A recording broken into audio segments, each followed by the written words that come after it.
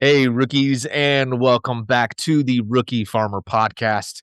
This is the home of all things real, honest, raw about the world of market gardening and small scale agriculture. If you are new here, I am your host. My name is Alec Smith. I'm the grower here at Crop Culture Farm.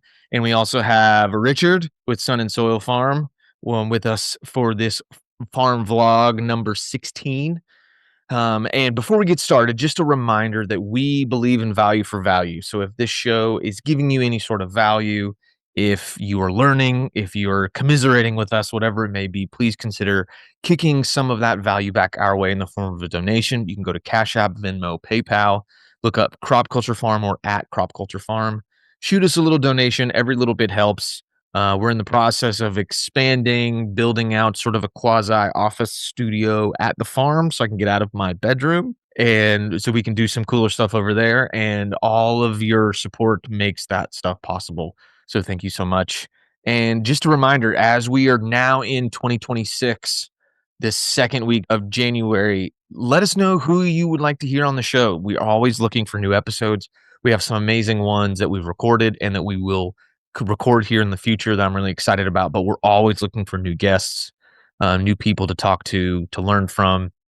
So if you have anybody who's a grower, maybe they're a rookie, maybe they're a veteran, or maybe it's someone who is connected to the industry. Maybe they have a technology company that they do something that touches agriculture, or they're a seed rep or an agronomist or whatever it may be. We would love to talk with them and just to soak up as much information from the world of agriculture as we can.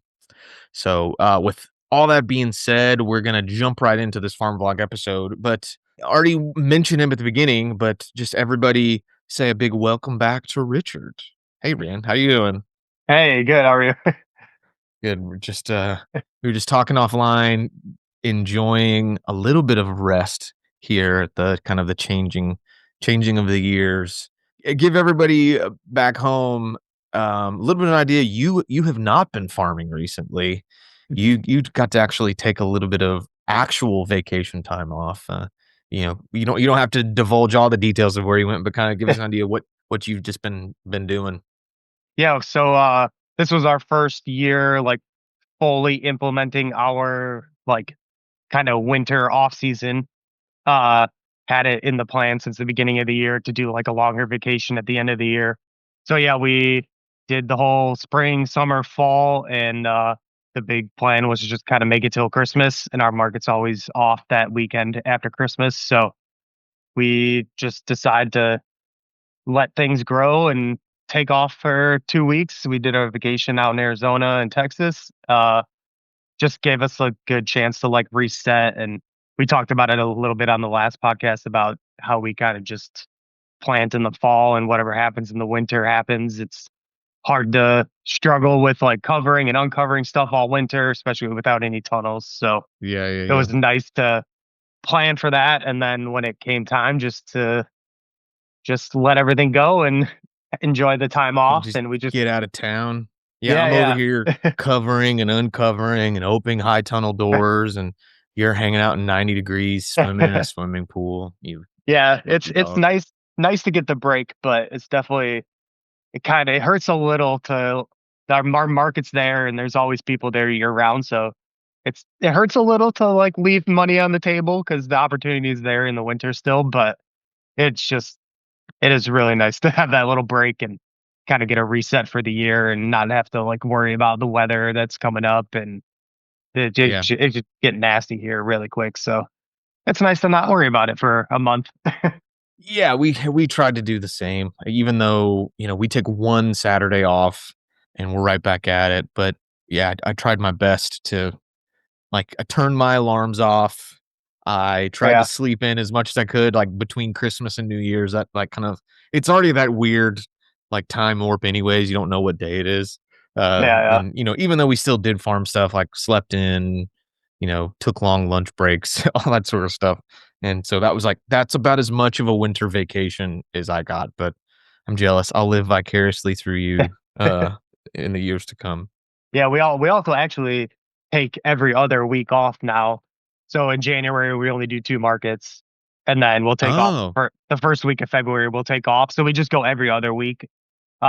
And in February, we usually start having some like daffodils, and we're starting to like get back into the season. So it's also a nice like, the market's not that busy anyway, so we kind of give ourselves a little bit of ease back into this season. So Yeah, no, yeah, we did every other market last year, and part of that was just, like, the sheer fact that, like, I knew we wouldn't have enough stuff to go every single week, and so yeah. I'd rather show up every other week and really, kill it, and now this year, I'm like, "Oh my god," like, we're not scraping the bottom of the barrel, like, we have more stuff now, but I'm thinking Hmm. like, "Man, I could show up with, like, 60 bunches of carrots instead of 30, every other Yeah. week and just sling them all out of there in 2 hours, and it would just be awesome." But, I mean, I guess what's the difference if you're selling 60 carrots every other week or 30 carrots a week? Like, it's the same and get to Yeah. get to do that, but having that Yeah. nice money all the way through the winter is gonna be nice.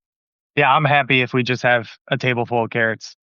We'll probably talk about that a little later about like how we go into the winter farmers markets. But yeah, if you could just stay consistent and just have something, it's better than nothing. So Yeah, well, let's go ahead and jump into that. I know we wanted to kinda cover primarily talking since we are in winter, since it's January, and, most people listening to this are probably Northern Hemisphere.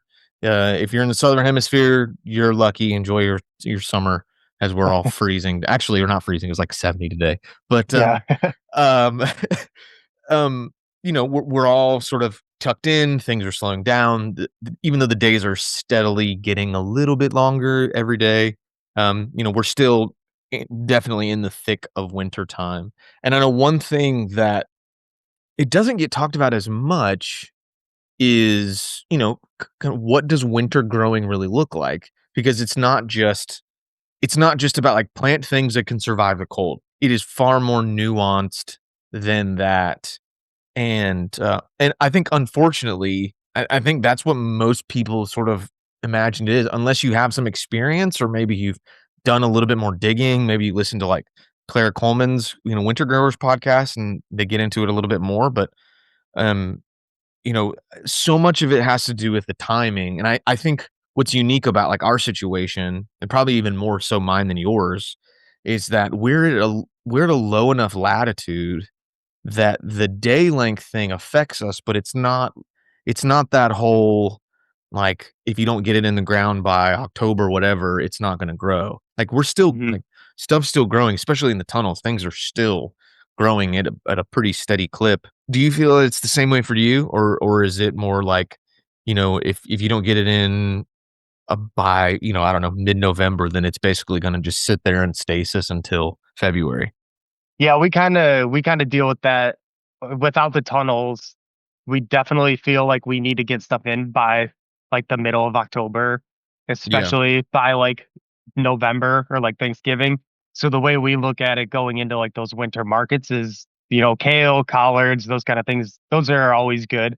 They're definitely gonna slow down because of the light, but also just without the tunnels, like, it could that hot, cold, and then we usually do the wobblers for irrigation. We don't have drip, so things just Oh, aren't yeah. getting watered as consistent. So like everything kind of just slows down so much. So like with us going to every other market, it kind of works out that like everything has a chance to catch back up.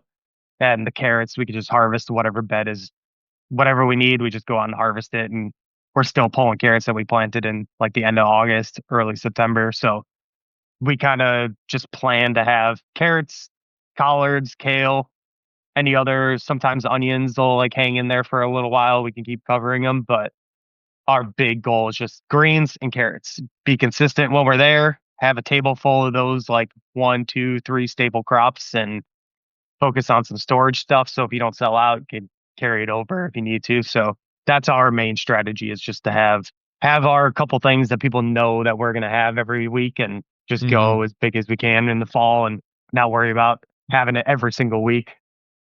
Yeah, and I mean, for us, stuff definitely slows way down. Like, I've got, 2 beds next to each other, one that got planted in September, and, we've been harvesting it all fall and winter, and we got Mhm. another bed that got planted, like, beginning of November, and, you know and for a minute there, it was like, "Oh my god, this is just it's just stunted." Like, it's in that complete stasis. It's not going to grow at all, Yeah. but it's just really slow and incremental. And actually, I was looking at it yesterday and like, oh, like some of that kale, there's always like some that grows a little faster than others. I'm like, Mhm. I could theoretically pick some of that. Like it grows so slow that you kind of like don't realize it until you like, look 2 months later and you're like, oh wow, that actually has grown over the winter.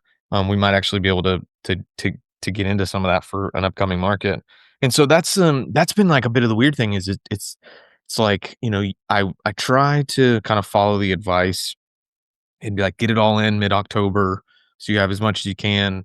But then I'm realizing like I can kind of get away with, and I don't know if it just is pure latitude or if it's just been this season in particular. But Mhm. but yeah, I mean all of the stuff you mentioned, yeah, it's all of our brassicas are outside, all of our carrots are outside, all of our bunching onions and leeks have all been outside. And yeah, I mean stuff is slowly growing, but it's still growing and I can see like the bed of onions that I'm harvesting now, you know, 3 weeks ago definitely didn't look anywhere big enough to harvest. And so, um, it's starting to shift and change. And so I think that's been like the challenge is like you try to take that advice from other people who have way more wisdom and way more experience than you, but then understand that like but everybody's microclimates, everybody's latitude Oh is so yeah. different and doing this, this and that. So, but then at the same time, like the kale that I'm picking, it's like it's pretty small Yeah. Oh yeah. and I could it wouldn't hurt to give it a couple of weeks rest before I picked it again. But I mean if it keeps growing at a steady clip, it's like why not keep picking it and just sell slightly smaller bunches because like people desperately want that stuff this time of year, and if we can do that and then that other bed will kind of come online as the days get a little bit longer. Now we won't be able to pick it for as long because it'll go to seed once it gets warm, Yeah. um but yeah, so it's just like like kind of determining like that strategy of winter has always been really difficult for like the understanding the timing of it all and like is it just daylight? Is it just cold? Like what is like the magic formula that makes things still grow or makes things stop growing? Yeah. I think it is mostly the light, but I mean, our friend also that sells at our market, he has tunnels, and the collards this guy's bringing now is like it's just funny to go over there every week and be like, "Damn, Nick, what are you doing?" Like, the Yeah. collards are gigantic, but, he's got drip, he's running every day, and he's got those tunnels that he, like, closes up every night, and he can keep it warm in there, and I think if it's things like that, things that want to grow in those colder temps, they'll be fine, especially in tunnels, and, we tried a little bit later in the year doing, like, the fish emulsion, like a foliar feed, and that kinda Mhm. gives everything a little boost, like, right after Thanksgiving, so we can kinda, like, get some extra growth going into, like, the Christmas, season, so, yeah, I just have never found that, like, magic, like, formula to get things just to pump every single week like they would in the spring, and I think it just Oh, comes yeah, down to that definitely. just comes down to the light, and then those tunnels just give you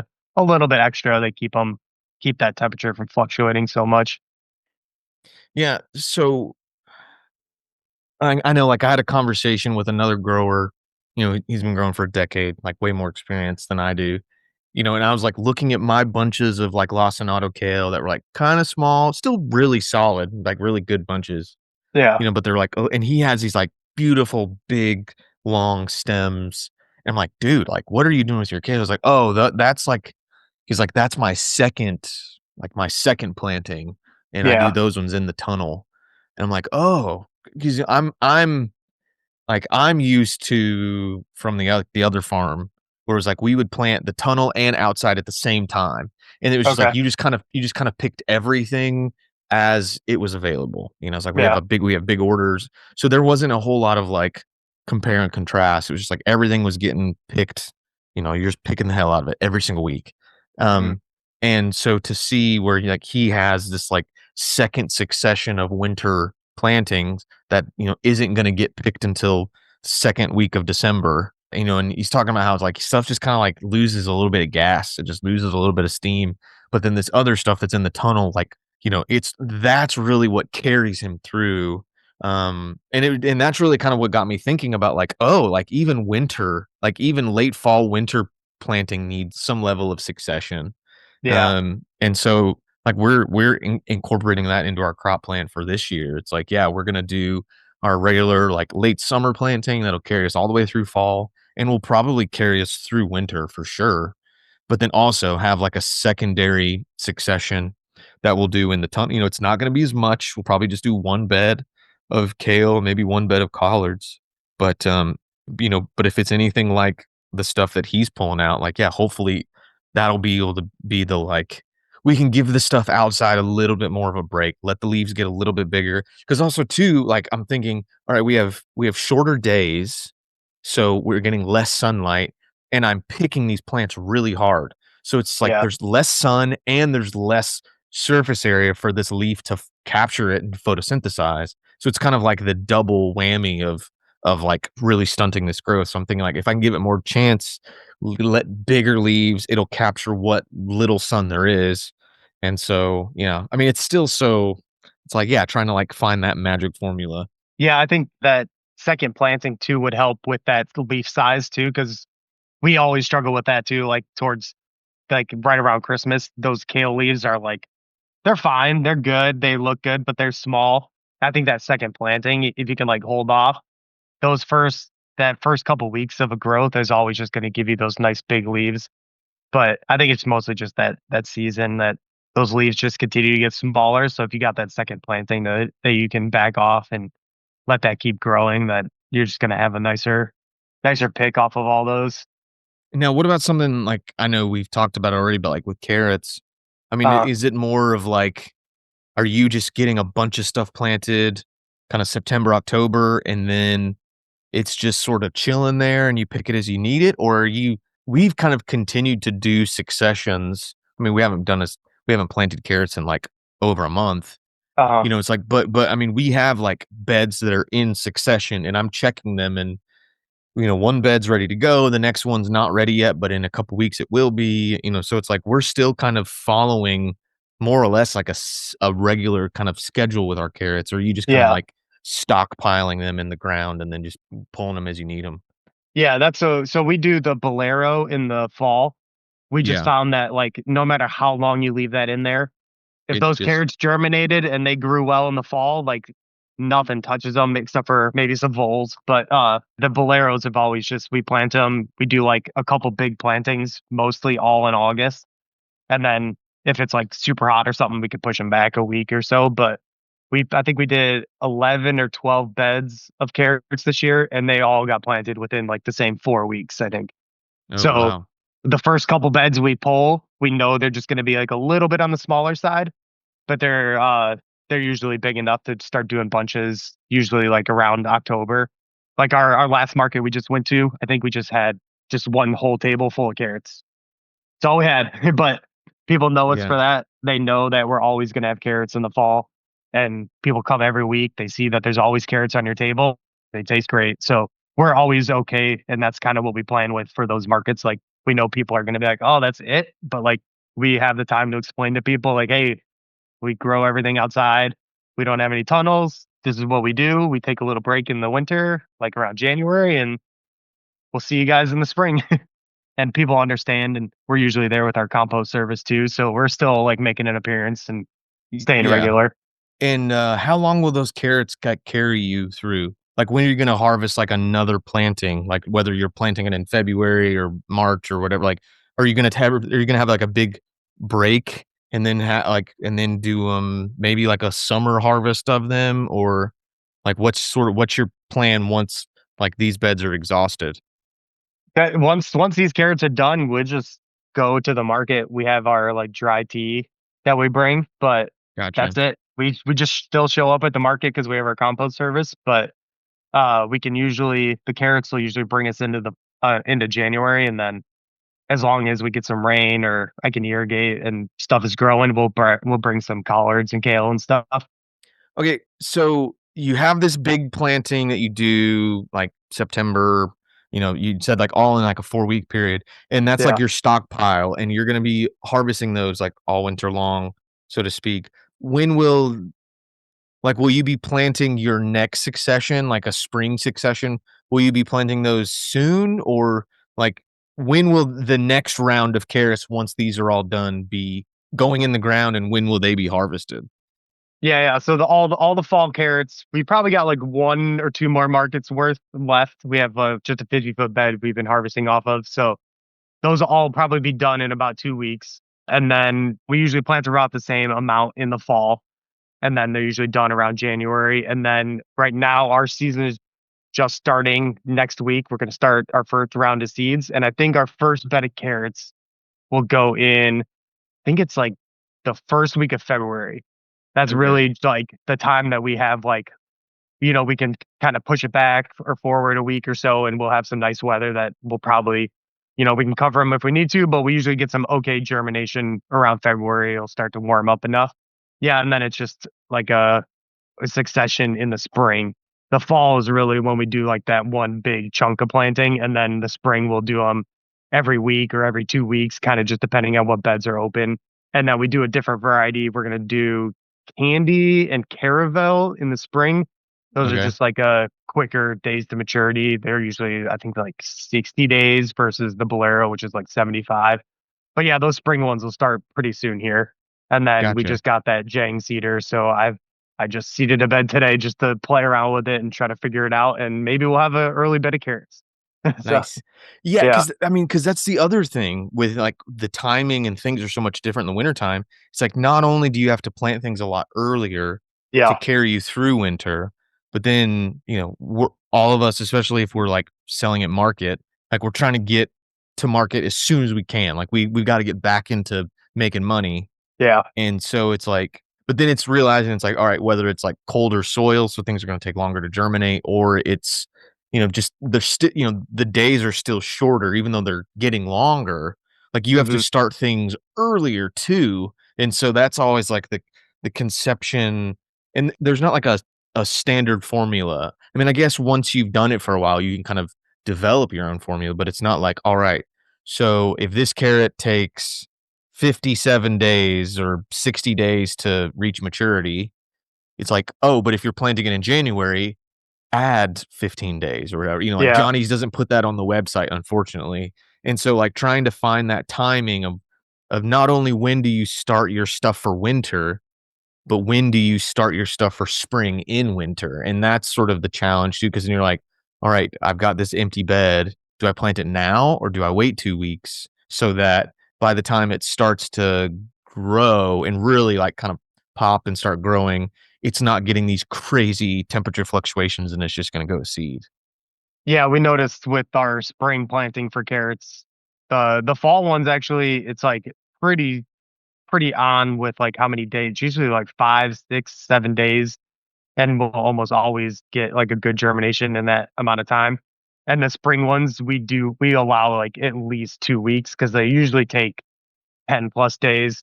And we're out there every day check in, like, is it good? Is it good? And then worrying about like, yeah, if they're gonna get some frost when they just germinated. So it's always a little tricky. We try to wait as long as we can, but like you were saying, like we just gotta get planting again. And those spring things, if they're germinated or they're in the greenhouse, usually once you plant them, they start growing like crazy once it starts warming up a little bit. Yeah. So kind of transitioning away from sort of the timing thing. I mean, Mhm. we've kind of talked about it. I don't think we've really come up with a great solution for like here's the best way and when to plant what, because like I said, it depends on your soil temperatures. Like Yeah. it drives me nuts when you like look at the growing information. It's like as soon as the soil can be worked, I'm like, I can work my soil at any time. Yeah, yeah. Like there's never a time, and it's like, but clearly I shouldn't be planting X in December because it's gonna reach a certain level of maturity, right in that crazy temperature fluctuation in the shoulder seasons, and then Yeah. it's like everything's gonna go to seed. So like that doesn't really help me. But anyways, since we didn't answer that question, um, what I'm curious and both for me and for you as well is like it's like the question like to cover or not to cover. Like Mhm. when it comes to we'll just stick with brassicas because I know that's what you have. That's what we both have in the ground and it's outside. Mhm. Does all that stuff like if you're gonna get below freezing, is it getting covered or is it just if it's gonna get down into the 20s? Like, what's sort of your strategy for covering things during that winter time? Yeah, I think that's where like just experience comes from. Like we know with certain things like the bok choys and the lettuces and like even radishes are usually pretty cold hardy, but we kind of just you kind of just have to know that like if things are healthy and they're watered really well, like they can Yeah, definitely handle like 28. Like we don't yeah, cover any of the collards or kale. It's it's always a little scary in the beginning of the year, but like those first couple frosts are pretty mild usually, and that mhm, kind of like gets those brassicas like acclimated and carrots. But those we never really worry about those anymore, even though we used to like run around and cover everything. If it was gonna be like 34 degrees, I'm like, well, it might frost. But now we know that like those things they look horrible. You look out your window and you're like, "Oh, I should have covered them." And by noon, the sun's out and everything looks great and it's standing back up and there's no damage and you're like, "Okay." Like after years of just knowing that like stuff's gonna be fine, but we do start to cover like we were talking about. We got like 7 degrees a couple weeks ago, and we went out and we double covered some stuff. We had a couple lettuces still in the ground. We double covered those, and everything was fine. But you kind of just learn those certain things mhm, that we know we're going to grow. We're like, all right, those don't need to be covered. We don't need to worry about those things. The last couple things that we planted, let's make sure they look good because they will survive. Stuff yeah. looks it just looks a little damaged if you do get some unexpected frost on, like, some lettuce or some radish greens or something, but, yeah, most of the things in the winter, we just cover them to look good, not to, like, Not protect to them from keep them dying. alive, yeah. Yeah. Yeah, I mean, I do the same thing, and I'm always asking people, I'll be at the market, I'm like, "Hey, it's gonna be X temperature on Uh-huh. Tuesday. Are you covering X?" And they're like, Mhm. "Yeah, I probably will," or like, "Nah, it'll be fine." And so Yeah. it's like I'm all, just asking around, and so on and so forth. Yeah, because obviously, like, all of our brassicas, like, I don't know, I tend to err because we don't have a huge area, and I'm, like, out there every day already. It's like, Mhm.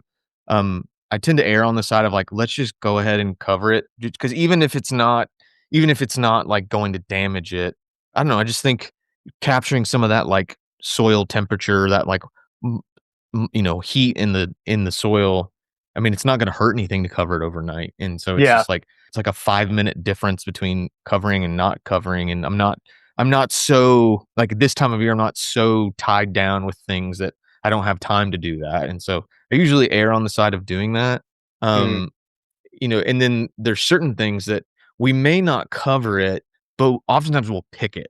Like, we'll do a lot of, Yeah. like, pre-frost pick, like, especially, Mhm. like, broccolini and stuff, that stuff, I try to pick it, unless it's, like, super small and it's, like, down in the plant, it won't, Uh-huh. but, if there's, like, a decent head of cauliflower, or cabbages or stuff like that, just because it's, like,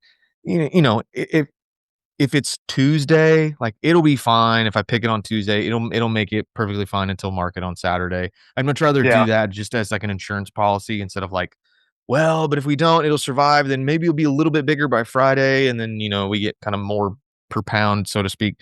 But, I mean, that's sort of our strategy. It's just like, if it's coming on a Tuesday or a Wednesday, let's just go ahead and pick everything, and it's less work that we have to do on Friday anyways. Um, and Yeah. hopefully because we've made and I always kind of like will leave a little bit, like I'll leave a little bit of broccoli. I'm like, well, that head's not totally out yet, so let's just kind of leave it uncovered and see what it does. And sometimes it's like, oh yeah, it did fine, and Mhm. but we had a 25-degree night, and it did some pretty substantial damage to several like broccoli heads, and it was Yeah. just like that's just so I don't know. It's never this, like, cut and dry, like, at this temperature, everything's fine, like, it is so much of just, like, you have to kinda be out there, use your intuition, and just experience and know when to do what at certain times. Yeah, I think that's the biggest difference between like the winter and like other seasons of farming. Like you definitely it's more strategic based on like your harvesting for the market. Cause like Yeah. you were saying, you'll cover stuff if you need to harvest it the next day. If you cover it, things will be fine, but if it doesn't get warm enough, if that soil doesn't thaw out enough that the roots can start soaking up some water and get Mhm. the water into the leaves and get them crisp, it doesn't matter if they're like the frost damaged the leaves or not. Because if that plant doesn't have time to like soak up some water in the morning, like when you pick them, they're just gonna be floppy and they're not gonna look great.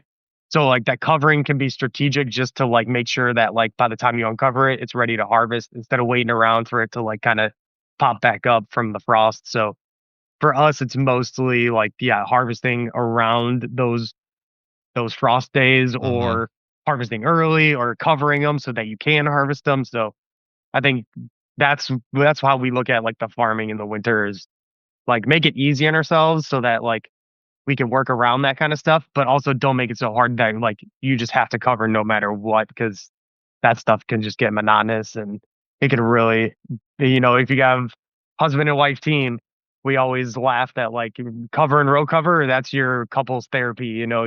If you can make it through a winter covering stuff, I feel Yeah. like every day with your wife out in the farm, like you can make it through a lot of stuff in your marriage. Oh, yeah, for sure. That with the wind whipping around and That's the one task that, like, without fail, I can get Sarah to come and help me with.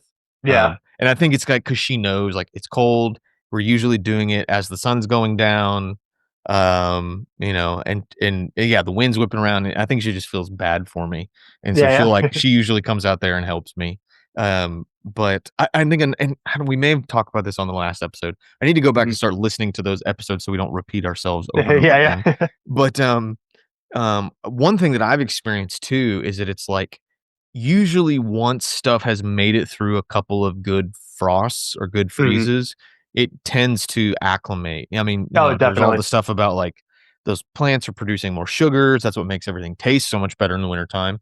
And it's, Yeah, it's like more glucose in those cell walls keeps it from freezing so that it's not bursting those cells. And that's what makes everything all floppy and gross yeah. and die essentially. And so usually it's like I'm always way more nervous and definitely go the extra mile to cover everything like November, December as we're Mhm. getting those first like hard freezes, first like heavy frosts.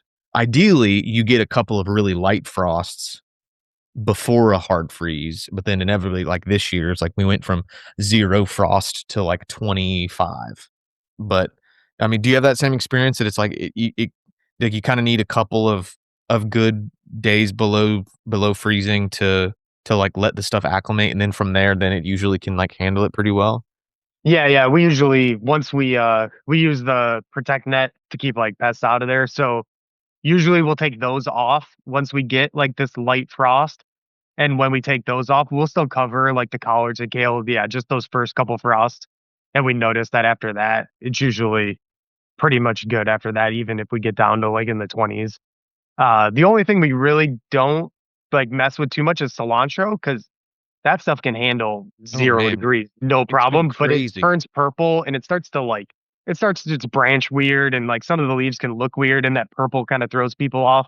So we try to protect those a little bit just to keep it looking nice so people are used to, like, that nice green cilantro, but yeah, that's one of our winter staples, the cilantro, but we will cover that more often than anything else just to make it more marketable.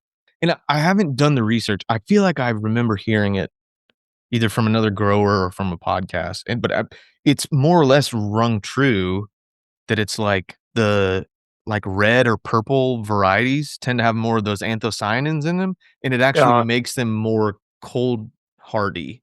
And uh-huh, so, like, I've noticed, like, our red Russian kale, even though it's still relatively green, I mean, it starts to turn purple in the mhm, wintertime, and, and then, like, our red cabbage versus our, green cabbages, and, like yeah, and then, like, I'll have a bed that's, like, half purple kohlrabi and green, and it's like and without fail, every time it's like, if it's a red or a purple variety of something, it just like, it does and even something, like, really great, like your brassicas, it just does even better, with that yeah. purple stuff. So we try to grow, like, as much purple all winter long because it just seems to take it like a champ. Yeah, I think there's something to that. It's just with us and our data that like, people don't buy the purple stuff. I know, It's that's the so like, problem. we have this awesome purple bok choy we used to grow, and it was amazing. We used to grow a lot of red Russian kale. but like people just they always comment in how beautiful it is, but like everyone just buys the regular green bok choy and the regular green kale, and Uh-huh. so Yeah. yeah, I think there's something to it, and I would love to do that because we really like those that color and that variety to it. But yeah, we don't grow any of that because for some reason they don't like the purple. Yeah. They say they do, but they don't buy it. Yeah, for sure. Yeah, because 'cause I've done it, like, because there's certain things that, like, we only grow, like, a red mustard, and mostly because Mhm, it's, like, it's primarily in our, like, spicy salad mix, like a baby mustard mix, and then we'll grow some of it out to be, like, mhm. big, bunching leaves, Yeah, and it's, like, I don't sell enough mustard to, like, do a ton of it, and so I just do that, and it looks really nice on the table, but I've kind of wondered, like, yeah, maybe if I did just grow, like, a standard, like, frilly green mustard, if that would sell better, but I'm like, this red stuff just, like, takes it like a champ all winter long, and yeah, so, yeah, yeah. I'm gonna stick with that and try to push the red stuff as much as I can.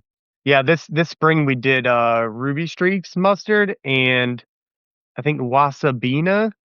Mhm. But it was an amazing mustard green, but we bunched them both together, so it was like a purple and a green together. One's this like super wrinkly one, and one's this like the Ruby Streaks is like that big kind of like flatter one, and it looked Yeah, great together. But we don't sell much of the mustard, but it was yeah, successful enough that we are going to do it again this year. But yeah, that purple mustard is awesome. yeah. So, another winter growing thing that, I know you don't have as much experience with, so maybe I can Hmm. kind of talk more from my experience, but it's like growing in a tunnel. 'Cause, Hmm. obviously, we had the small tunnel last year, or yeah, all of last year, and then this is our first winter season with our new tunnel, Okay. and, I coming from the other farm, I had a lot of experience growing in a tunnel all winter long, but, you're just not paying as much attention and when it's yours, and, Hmm. I've really been, and you kind of referenced this earlier with that other farm that's at your market, but it's like I'm blown away at the quality of stuff that we're pulling out of that tunnel Oh and yeah. how fast stuff grows, and that's where, like, it kind of is always, like, confusing my brain or, like, so is it daylight or is it the temperature? Because you would think, like, it's already, lower daylight, it's hitting that tunnel at an even lower angle, and it's being diffused and sort of, it's taking a little bit out of it through the plastic. It's Hmm. like, but I mean, like, radishes, like, I think we talked on the last episode, I said I was done doing salad radishes, but I had just planted a bed Yeah, yeah. of French breakfast radish, and so, yeah, that was almost exactly a month ago, and we started harvesting those last week. So Hmm. we're in that, like, 25-day window, Yeah. and that's, planted right before the solstice, and we're now right after the solstice, and it's like it's only added maybe 5, 6 days to, like, the days of maturity. Yeah, and I thought for sure, I was like, "These are not gonna be ready until February," and and I'm having to, like, pick them on that same, like, "Oh, wow, like, those were not ready a couple days ago, and now they're ready." And it's like the stuff in the tunnel, it's almost like the winter, like, all of the regular winter stuff has kind of, like, gone out the window, and I almost have to just treat it like a regular, middle of the season planting. It's been really wild. Yeah, it must be. I mean, the warmth may have that big of an effect because even in the Yeah. spring, we start our radishes, I think, pretty much around the same time as we seed some carrots. And yeah, we have to, it's at least 15 extra days on top of the 30-day to maturity. So I think that extra tunnel warmth just, it Yeah. really just lets things like speed right back up. Especially, I think right now too, because it's already like 2 weeks after the solstice or something. And Yeah. I mean, things just catch up so fast.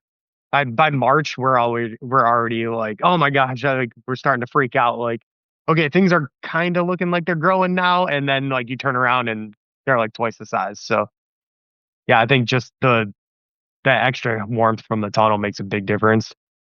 Yeah, and so and now it's like I have to add that strategy to my thing because it was like my plan had been, like, longer season, cold hardy brassicas and onions and stuff. That's gonna be outside, it's gonna be fine, and we're Mhm, just gonna focus on, like, baby greens, baby roots, and, like, really frost sensitive stuff like fennel in the tunnel, and now mhm, I'm like, "Man, like, I'm flipping beds faster than I thought I would."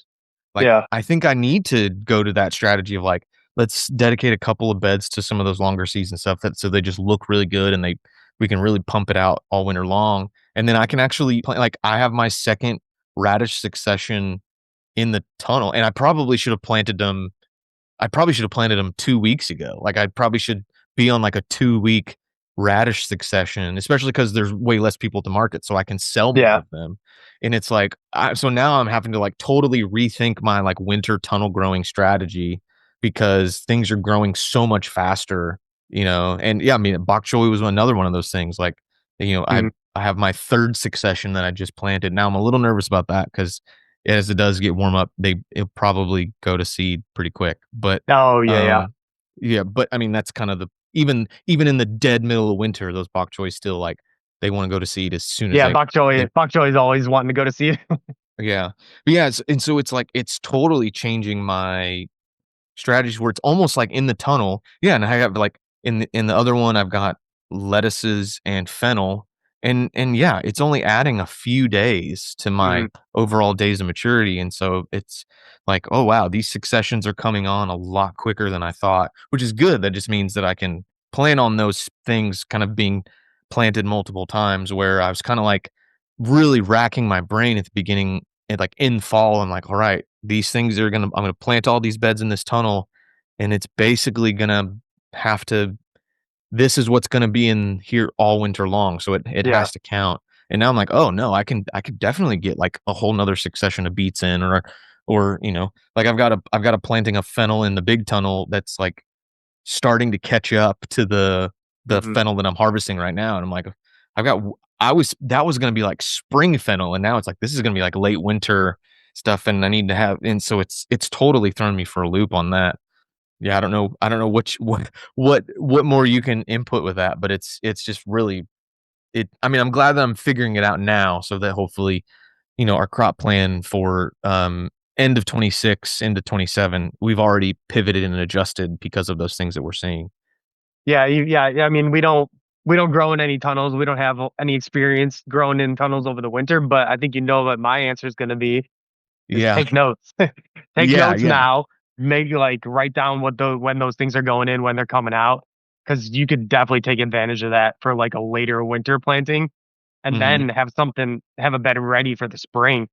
And then the springs, anything in that tunnel is just gonna go even faster. Like, you maybe get 2 spring plantings in after one of, like, the later winter ones. So, like, if you can take notes and figure out, like, oh, like, the lettuce mix and the radish can go in at the same time, and, like, you can, like, plan on that, and, like, that tunnel, I think, for the spring is probably, like, one of your biggest advantages then to you could have stuff earlier, but also just you might even be able to get an extra succession in whatever you're putting in there. Yeah, and I think another cool thing that we can do in the tunnel that we I try to do it sometimes outside if it's gonna be like a cold day, like, say we get into, like, the low 20s, so it's like we're below freezing for, you know, 12, 15 hours, and it's only gonna get into, like, the upper 30s, and maybe it's gonna be kinda overcast.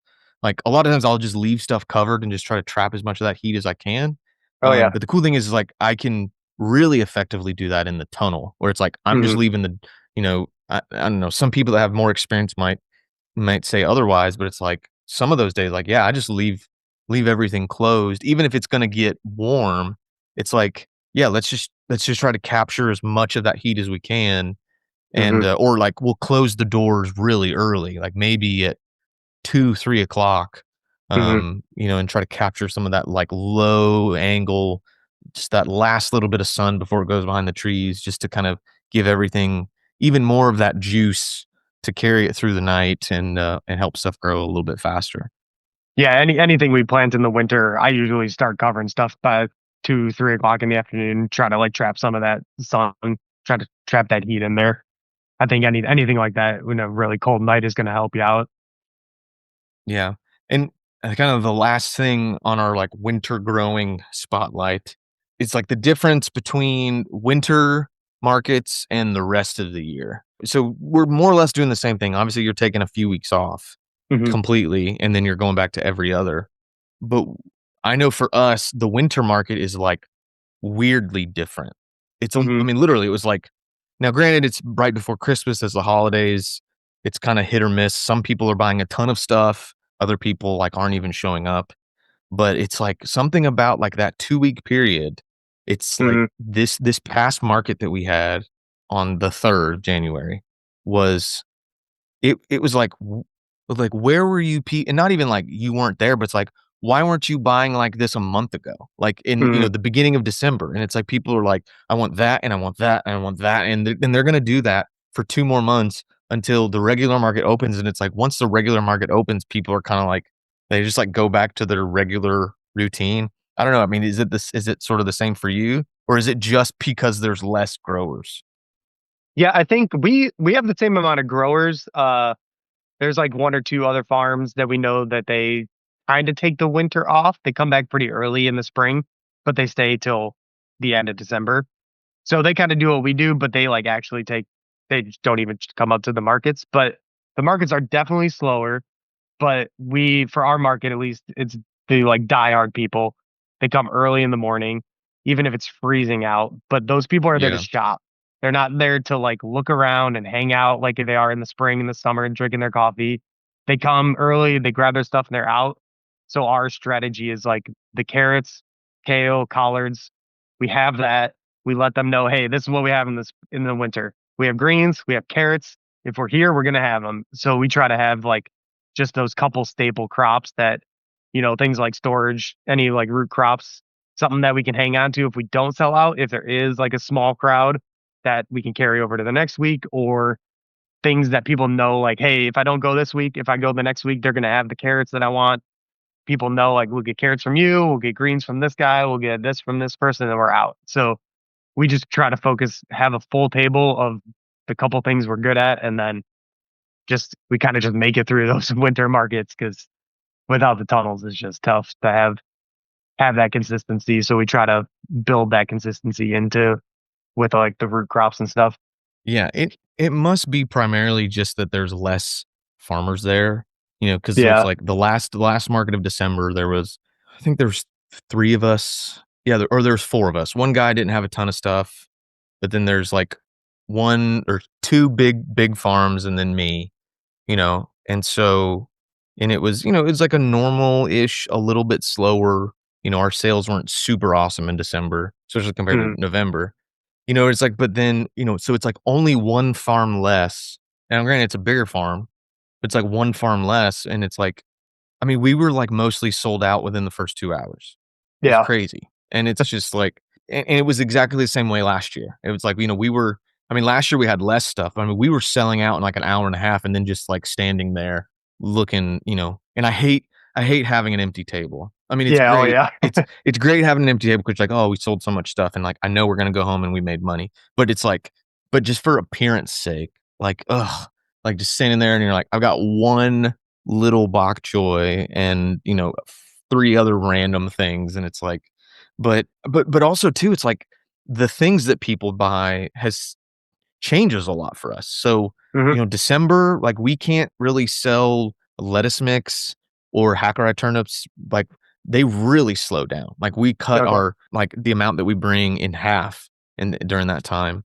And then but it's like, so I was lucky to sell, like, 5 bunches of hackeri turnips all December long, like, every week in December. And so we had a bunch that we pulled out and we, like, topped and cleaned and had in the walk-in, and we're just, like, sitting on them. And they weren't the greatest looking and, they don't have the greens, like, all of the stuff that should be the things that make them sell.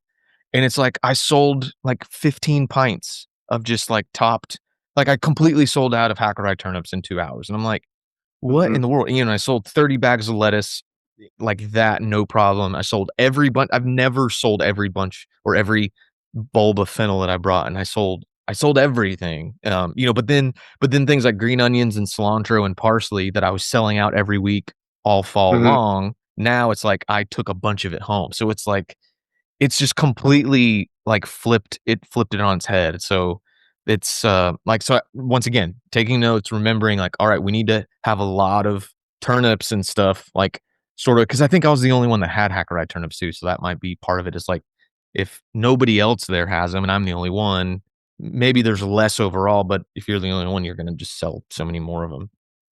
Yeah, well, I think that's kind of where we like ended up deciding just to take the winters off because we had those notes on like, oh, these are the things that we always sell out: cilantro, carrots, kale. And it's like that's it. That's enough for us to like kind of make an appearance, be there every week.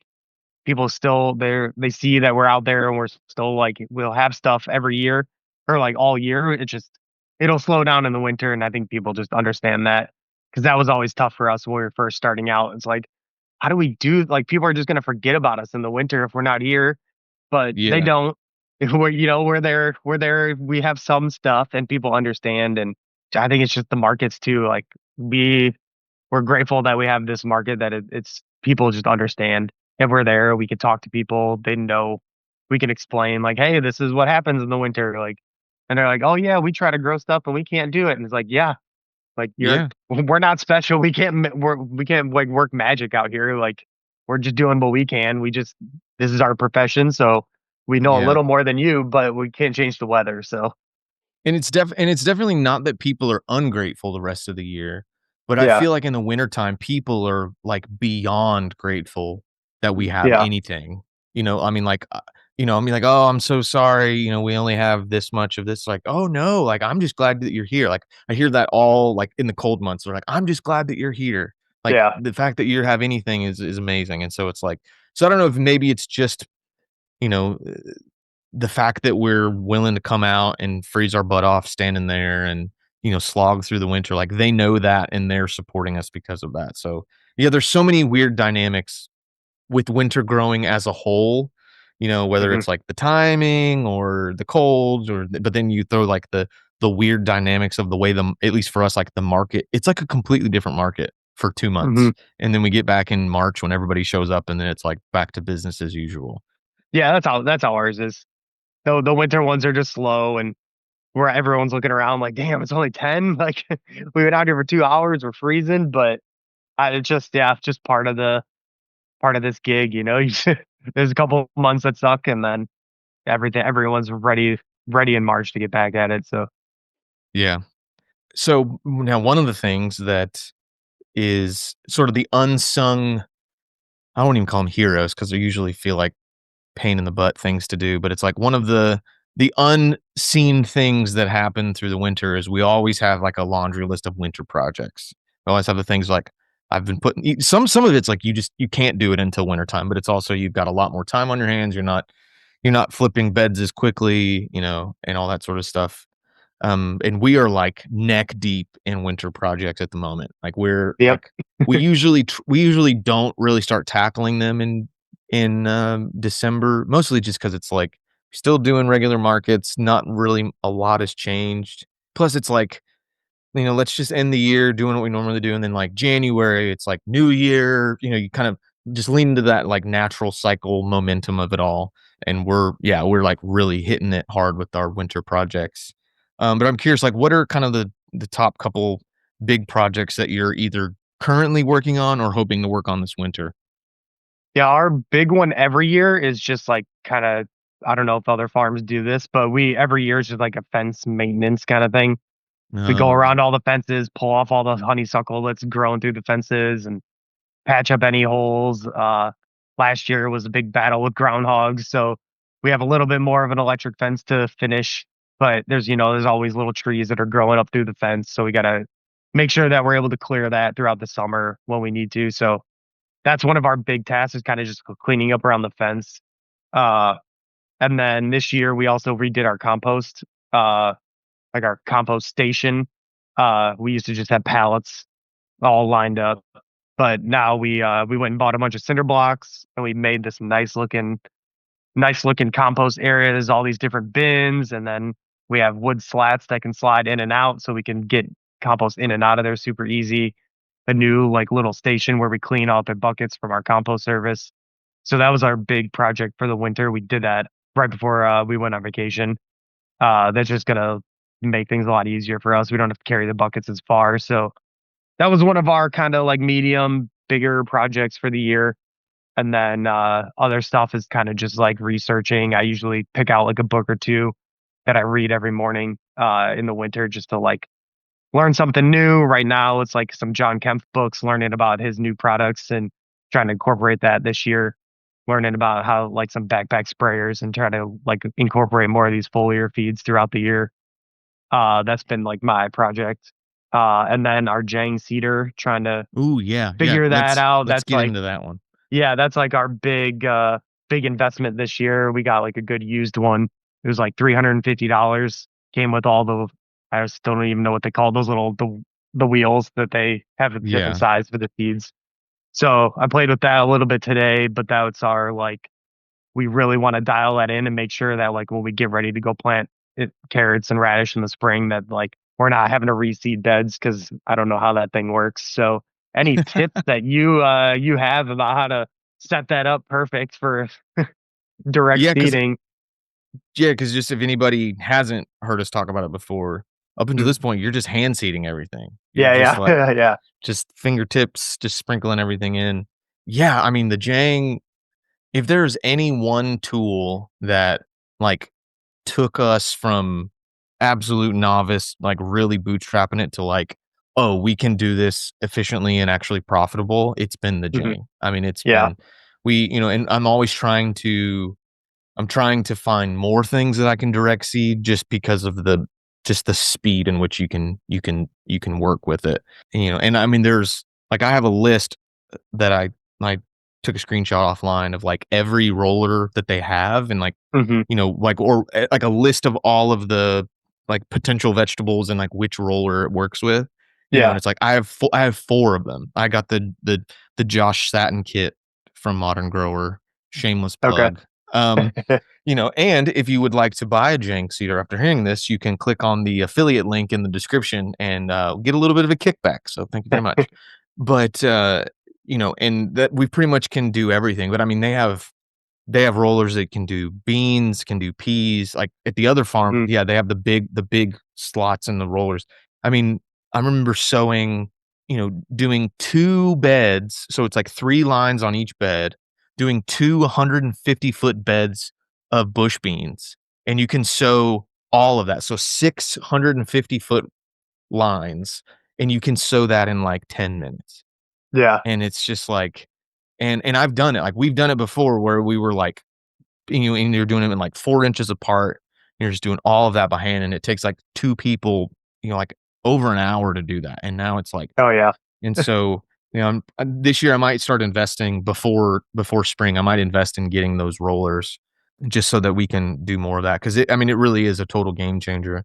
I would say any sort of tips on that from my experiences, you know, you really kinda have to dial in each seed Yeah. particularly. And when I say each seed, I mean, like, each variety, because I know there is like, we did 2 different radish, like, we did, like, a standard, like, open pollinated French breakfast, and then we did, like, a hybrid version, Patricia, I can't remember where we got it from, and but it's basically it's like a slightly more slender, longer French breakfast radish, but, hmm like, the seed size was so different, I had to use a different size roller, like, so I could use the Okay. standard I think it's the I can't remember the rollers now, but it's like if I use the X roller for radishes, like I had to use the next one down, which I think is like the Y, the same one that I would use hmm for like turnips, arugula, like those small seeds. Like I had to use Yeah. that roller for that. So,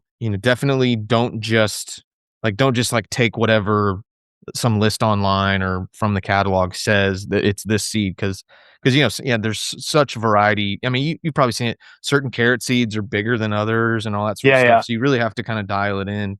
Carrots are a weird one with the Jang because yeah, it's like those seeds because when they're not like a perfectly round seed, sometimes you don't get that like perfect like one seed per Yeah. Yeah. pass.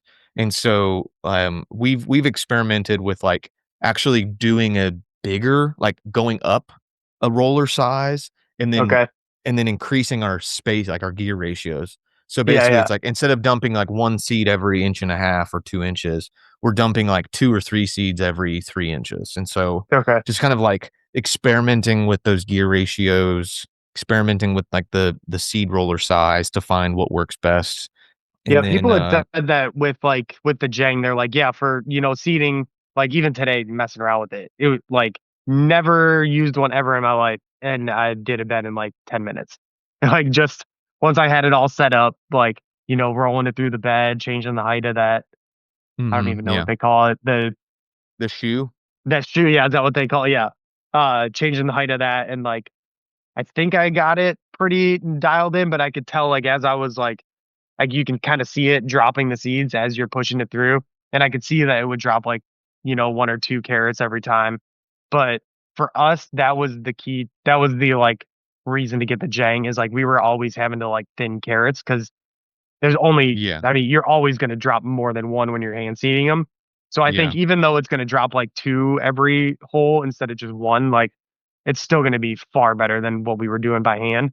So like even then, if we can seed a bed in 5 minutes and then go back and hand thin them, even if we have to hand thin them, it's going to go so much faster than it used to. And I mean, the amount of time it'll save us is just going to be crazy. So I couldn't believe how easily it worked. Yeah. And I know another thing, speaking of that, like, it'll cost you more money, but I think it'll be worth it, Mhm. is, like, pelleted seed is your best friend with the Jang. Yeah. You know, But because we it we because it just don't it get good rounds everything germination. out. Yeah. I mean, It's always been spotty when we use those, and ever since we went to the raw seed, like, we never had a problem with germination. It was always just too many seeds.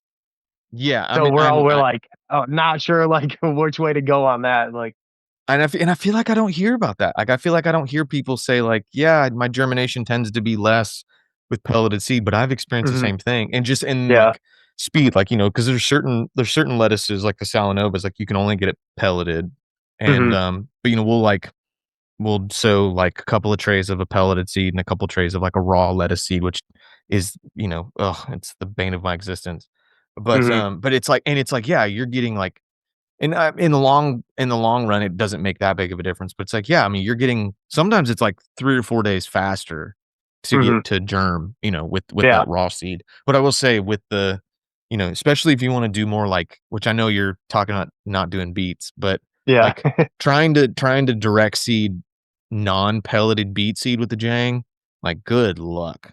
Yeah, I I could it's imagine with how, like, how weird shapes they're all different shapes and sizes, Yeah. it could get a little crazy. Yeah, but, with the right size roller and pelleted beet seed, yeah, you can just, like, it's Nice. it's really it's really easy, but, and then another thing that I'd recommend, and I'll give Jesse Frost all the credit for this one because he was the one that I saw it from first, but if you can upgrade to the double disc opener from the s so Oh, yeah, so you have, like, the yeah, I heard standard him. shoe that, Uh-huh. it just kinda, like, carves a furrow and does that. It's fine, it works great, but Yeah. when we got the double disc opener, oh, man, so for people who don't know what we're saying, so instead of that regular shoe that just sort of it's just like a rounded off narrow piece of metal that carves a furrow, it has Yeah. 2 metal discs that are sort of offset at, roughly about a 45-degree angle. So it's rolling and cutting through and pushing the soil away as it goes through. And so, like, any Mhm. sort of residue, especially if you're doing no-till, any sort of residue that you have, it just, like, cuts it. Obviously, not any big crazy stuff, but it just kind of pushes it out of the way, and very little gets snagged on it. And it seems to be a little bit more forgiving with, like, a moister soil too, because that can be a problem with the Jang too, is if that soil is wet at all, it's like don't even bother trying to run the Jang through there. Like, it's gotta be Yeah, okay. obviously, it doesn't need to be dry, but, you have a little bit more tolerance with the double disc opener. I can't remember how much it is, but once again, you can get it at Modern Grower, shop.moderngrower.co. Yeah, Um, that's we were looking at that one because we were just gonna buy a new one because yeah. we had budgeted for that, and this one farm was going out of business, and it just came up, and they were like, "Hey, we have a Jang," and we were like, "Oh my god!" Like Brittany left a market to go pick it Wow. up. I was like, "You Yeah. got to go get it. Go get it right now. It's like half the price." So I was gonna look at that double disc one, but we just didn't have that option because. I know on the winter projects that we've been working on, like, our big ones, like, the big one that we're in the thick of right now is pruning all of our fruit trees, and so we have 20. I can never remember. We have 29 Asian pear trees, and then we have Damn. 27, like, brown turkey fig trees, too. And so I don't know if you've ever grown figs, but they Oh grow yeah. like 10 feet a year. It's crazy. We pruned our fruit trees last year. I was a little apprehensive on doing it too much because I didn't want to like mess things up. So we just kind of like roughly topped the pear trees, Hmm. but they've been sending out these like massive water spouts, just like huge, long, straight stems.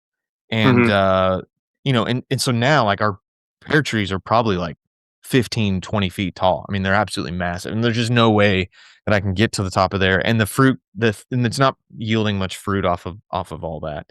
Hmm. And so yeah, like I've spent the last 2 days basically just pruning trees. And so we're, like kind of going around the edges, pruning everything that's like growing down or like growing Hmm. into the fences and stuff like that. And then the joy of like climbing up on a ladder. I have like a little mini handheld chainsaw, Hmm.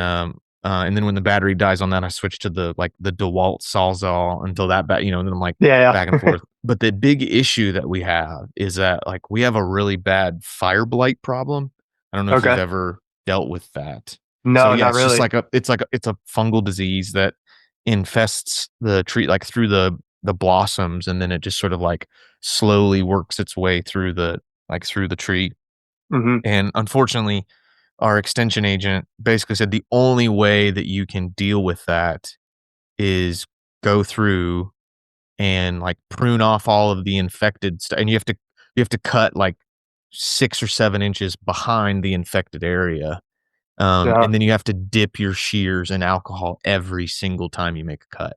Yeah, yeah. And so, yeah, so like I've rigged up like a belt holster container with alcohol, and I have like either my limb loppers or my little chainsaw or pruners or whatever. And yeah, and so it's just like cut, dip, cut, dip, cut, dip. Hmm.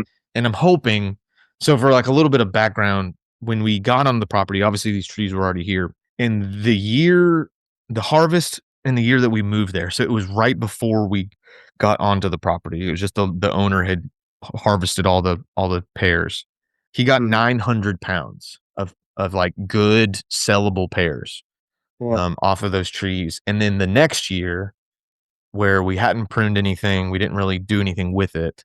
So in 24, we got 500 pounds. So it was like a Hmm. huge drop in yield. And then this past year in 25, we only got like 250 pounds. So we had like a massive drop off of our pear production. And so we're just really hoping that with all of our pruning and everything that we're doing, that it will make a big difference and that we'll be able to yield a significant amount of said pears. And then obviously with the figs, we're just trying to kind of keep everything down to a manageable height. So we're not having to like bend over massive limbs and do all that sort of stuff. And I think that's gonna wrap up most of our winter projects. Um, just to let everybody know, Richard's been having some internet issues. He's kind of been cutting in and out for this episode. So I'll wrap it up here. I apologize, guys. The joys of working on the internet, but thank you guys so much for listening. I hope that these vlog episodes are becoming a little bit more interesting, kind of just two farmers just chatting, talking shop like we would if we were having a beer or talking at the farmers market next to each other. I'm really enjoying these, and despite the issues with the technology, I'm really enjoying talking with Richard, and I hope you guys are too. So if you are enjoying these episodes, please let us know. Like these episodes on YouTube, comment, tell us what you think about it. Shoot me a DM on Instagram or on Facebook or wherever you follow what we're doing. You can see me at Crop Culture Farm or the Rookie Farmer podcast on Instagram as well. A huge thank you, as always, to Diego and the whole team over at Modern Grower for making this show possible. None of this would be possible without you guys. I am forever grateful for all the work that you do after we make these episodes and I send it off to you. And you guys have your work cut out in this episode. I apologize for all the editing work that's going to have to be done. But if you want to get the Jang and the double disc opener and the kickstand and the Sumi Soaker, all the amazing tools that they have over at Modern Grower, you can go to shop.moderngrower.co and you can pick all those up. Or, like we mentioned earlier, you can click on the affiliate link in the description of this episode. And when you purchase through that link, it gives us a little bit of a kickback and makes it possible for us to continue to do this show. So, huge thank you in advance for doing that. And like I mentioned at the top of the show, we believe in value for value. So, if you are getting value out of this, if you are getting really good information out of these conversations that I'm having with other growers, with Richard, if I'm just talking to you myself, please consider helping out the show. Like I said, we're expanding. We're going to do a lot more episodes here in the future. And we are really looking forward to all of the things that we're going to do in 2026. And we need your help to do that. We need your support to make those things possible because some of that stuff is going to take some finances to do, build out a new studio, all that sort of stuff. So you can go to Cash App, Venmo, PayPal, like I said before, and you can shoot us $1, shoot us $5. Every little bit helps. And if you would like to, you can attach a comment or a question to that. We will happily read that out on the show. So thank you in advance as well for doing that. And as always, you have been listening to the Rookie Farmer Podcast. I'm your host, Alec. That was Richard with Sun and Soil Farm. And until next time, blessings and peace.